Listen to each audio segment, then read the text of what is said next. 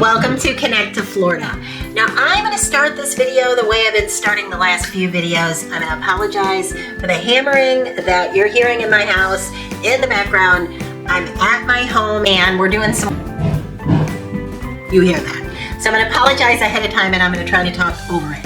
All right, so as many of you know, if you watch my channel, I am a real estate broker in Florida. And for me in particular, I work coastal Florida, mainly the southwest coast of Florida. So I've been a real estate broker for over 25 years. Hopefully I'm coming to you from a place of knowledge and experience, and I can help you navigate all of the craziness that we know as Florida real estate. And there is so much of it right now, don't you think?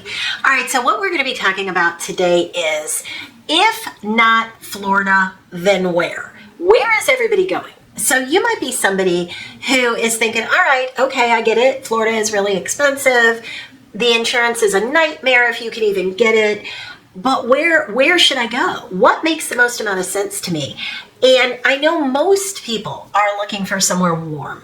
But if we take that component out, okay, if we remove the sunny year-round component, I thought it would be kind of fun to do a little research, which I have done here with my handy-dandy phone, and look into where everybody's moving to. So I went across the board.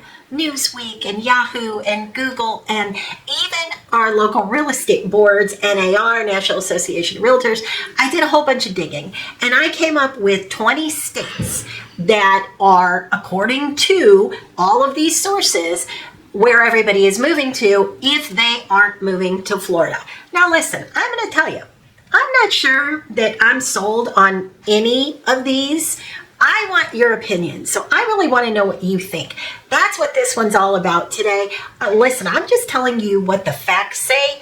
You may not agree. I'd love to know your thoughts. Some of these would absolutely, positively not be anywhere that I would want to retire to, but what the criteria was for this, climate removed. So climate aside, affordability, health care, affordability not only of the home but insurance, livability, and an enjoyable lifestyle, whatever the heck that means. I guess that means safety, parks, things to do in the community. So let's just go from number 20 down backwards. Now 20 is actually a tie, so that is a tie between Nebraska and Arizona. That's a far cry of difference. So what it says, I'll just give you a little bit of a snippet of why they're saying this on some of these. So Nebraska, it says, could be good for retirees if you're interested in a cooler than average temperature. Yes, we know that. The state had a 60-month average from December 2017 to November 2022 of 49.5 degrees. I mean, that's not that cold. I guess 50 degrees is not that cold. But it also says that there's a lot to do in Nebraska, in the city, and that it's very safe. Then Arizona, there's all kinds of just, things you can do in Arizona between golfing and the Grand Canyon, desert landscape. Now, see, to me, I feel like Arizona is expensive, but what it's saying is, as you compile things, Arizona has great health care, and if you're willing to go a little bit outside of the bigger cities like your Scottsdale, some of those larger cities, if you get outside of them, that the cost is more in line with the rest of the U.S. Number 18, Illinois. What do you think of that? I don't know. Not sure about that. My dad, he recently passed away this past summer, but he lived in Illinois and his taxes were through the roof. Illinois has a very active retirement community, lots of sporting activities, golf and tennis, lots of independent living communities, especially located directly outside of Chicago. Now I know though it's really cold and we know about the crime in Chicago, don't we? So not sure there. Arkansas. Arkansas prices 10.6 lower than the rest of the country. That's really nice. Higher employment of nursing care facilities. So a lot of nursing care facilities to choose from. And they also say that their health care is superior. Number 16, Massachusetts. So I would agree with that. I've spent a decent amount of time in Massachusetts. My brother lives in Massachusetts. The healthcare is absolutely fantastic in Massachusetts. It is not cheap. But again, if you get towards the middle of the state and you get off the coast and you're willing to drive an hour, then it's a beautiful area. The Northeast is very, very pretty. Kentucky, number 15. 10.9% lower than the rest of the country, and then it does name a lot of, well, it says it has a large older population, a lot of parks, great health care, great home health care services, so that is suggested as number 14. Number 13, Texas, and it lists things to do, food, affordability, state fairs, and warmer climate. A lot of people, as myself being a real estate broker, a lot of people who don't choose Florida do choose Texas. I hear that pretty often. And then tied with Texas is Maine. The Northeast is beautiful if you like that sort of thing. Again, remember, we're eliminating climate. So it just basically says the scenery, the landscape, older population. It says the population of 65 and older has grown by 4% in recent years. High quality health care. All right, we're down to number 11 because of the tie. New Mexico. 18.5% of the population in New Mexico is 65 years or older in 2021. And then it says New Mexico highly ranked for its home health care services and its overall health care, along with outdoor things to do. Number 11, Mississippi. May be attractive for people looking for a lower cost of living. Prices were 13.4% lower than the country as a whole. Now, it does say that Mississippi is hit and miss on the healthcare. So for me, that would rule that out, especially as you're getting older, if you're looking at retirement. West Virginia. West Virginia, I hear a lot of good things about as well. If you're somebody who wants to live in the more rural area, about 21% of West Virginia's population is over 65 as of 2021. Much cheaper cost of living. It says a lot of retirees enjoy Blackwater Falls State Park, Harper's Ferry National Historic Park, if you have a couple things you want to look up. And it says there's lots to do outdoor activity-wise in West Virginia. Number 9, Vermont. So I've never been to Vermont. It says from ski resorts to hiking to state parks, Vermont has some of the most attractive scenery in the country. It says that it's very popular for retirees. Vermont had one of the higher shares of its population being at least 65. Number 8, my home state, Missouri. Let's see what it says about Missouri. While Missouri hasn't seen its older population climb from 2019 to 2021 as other states, with growth at 2.5%, it may still be a great destination for retirees to think about living. It came just short of the highest average annual growth. The state ranked relatively high for its nursing care facilities in June of 2022. Now, see, it's not really giving you any reason other than affordability to move to Missouri, so let me help you out with it. I would say that there are lots of good things in the area that I live in. Now, where I grew up, and when I say where I live in, I mean where I'm born and raised, in the St. Louis area. So St. Louis City has a lot of crime in it, but it's getting better, but it still has a lot of crime in it. But the suburbs to St. Louis, there's so much to do. We have Six Flags, we have something called the Italian Hill that I think has some of the best restaurants in the country. And I've been to a lot of good Italian restaurants, and St. Louis has some of the best. You've got the Cardinals, you have the Blues, you have the Science Center. If you're connected in this area, in the St. Louis area, it's really a nice place. And it's very affordable. I can tell you because I hold a real estate license here. So you can buy a 3-bedroom, 2-bath home in an area that you're going to feel very safe in, with lots to do, low crime, parks all over the place, great grocery stores, great health care. That is out there. Opening, really, you can buy that for 250,000 easily. Now you might say 250,000 is a lot of money, but I'm just being realistic and telling you that, if you're looking for a 3-bedroom, 2-bath house, that's going to be your opening price point. Now, if you said, well, what's the least expensive that I could buy there?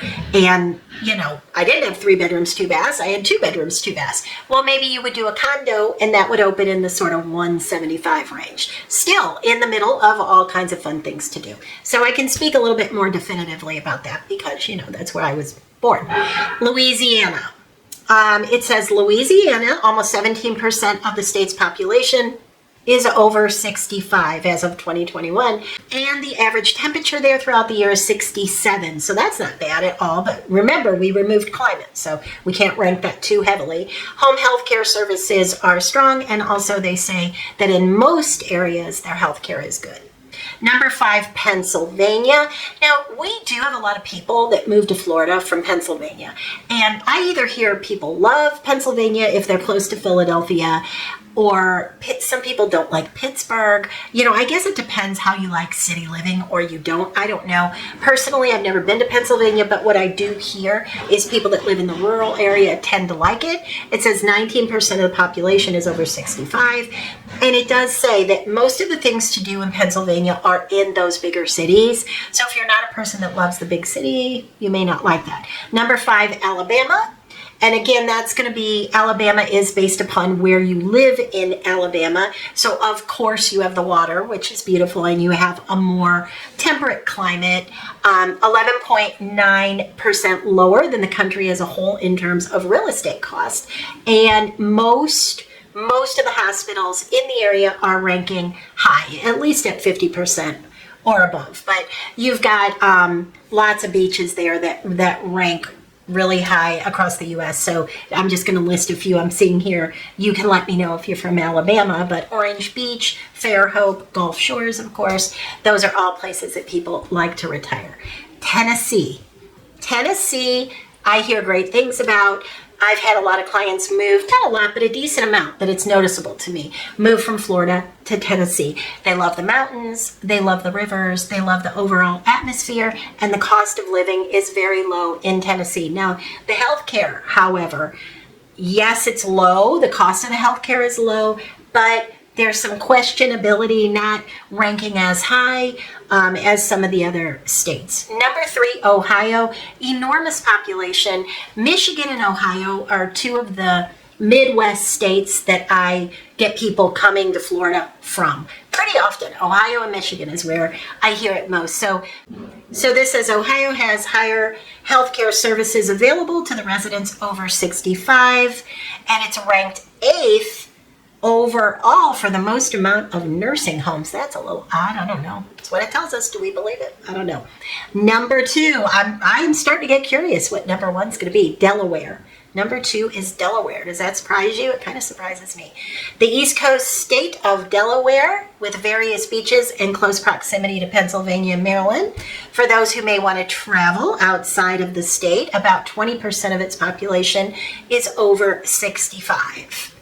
So it notes that there's beaches and parks, and it does state, however, that the real estate is expensive. And it says it's considered the most tax-friendly state for retirees, noting no sales tax and low property taxes. Okay. Number 1. Oh my gosh. Now see, I'm surprised by number 1. What do you think it is? Rhode Island. Now, let me tell you something. I'm not forming judgment here at all. This is just informational, as always, on our channel here. But I have a lot of relatives that live in Rhode Island, and some of them like it, but what I commonly hear is the unemployment rate is really high. So I don't know about that. If you live in Rhode Island, let me know. Now, I know I've been to Rhode Island several times. Like I said, I have relatives, and I agree that these areas, Newport, that is stunning. But see, that's out of reach for most people. If you're talking about a I guess if you have unlimited budget, then maybe that can work for you. It says Rhode Island is an attractive state for retirees. It may also be a nice place for people who want a cooler temperature, with the 60-month average being 51.8. 20% of its population are over 65. The state had one of the highest percent changes in population 65 and older, 7% increase higher. See, then it does state here. However, the state is very expensive to live in. Prices were 2.1% higher than the rest of the country. Like I said, I have relatives that live in Rhode Island. I think Rhode Island is beautiful. And I think the architecture in Rhode Island is beautiful as well. But I do find it to be a little bit, what's the way I want to put it? If you were not born and raised there, you may feel like an outsider a little bit. I don't know. All of you that are watching me that are from those areas up east, do you feel that way at all? I kind of feel that way a little bit up in Massachusetts as well. So I would love to know your opinion of all this. What do you think? Did we miss anything? I feel like we missed, I mean, that's 20, and I feel like we missed some places that I would rank pretty high, like maybe South Carolina. That wasn't there. That's kind of notable. So anyway, I hope you enjoyed this, and let me know your thoughts down below.